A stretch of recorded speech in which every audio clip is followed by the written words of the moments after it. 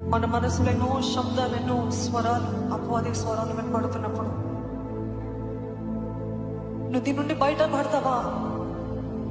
నువ్వు దీని నుండి బయటకి రాగలుగుతావా? Forever you will be like this. ఇక నిత్యము నువ్వు ఇలాగే ఉంటావు. కానీ శబ్దాలు వింటున్నప్పుడు ఏసే నాకు అవ్వట్లేదు ప్రభు, నేను నీ దగ్గరికి వస్తాను అని ఆయన సన్నిధికి వచ్చినప్పుడు బానిసనైన మనల్ని దేవుడు బిడ్డగా మార్చే దేవుడు అండి. హల్లెలూయా. యోగ్యత లేని మనకి అర్హతనిచ్చే దేవుడు. నన్ను నీ బిడ్డగా చేసుకున్నావు ప్రభా. ధైర్యంగా కృపా సింహాసనం దగ్గరికి వచ్చేలాగా చేసావు ప్రభా.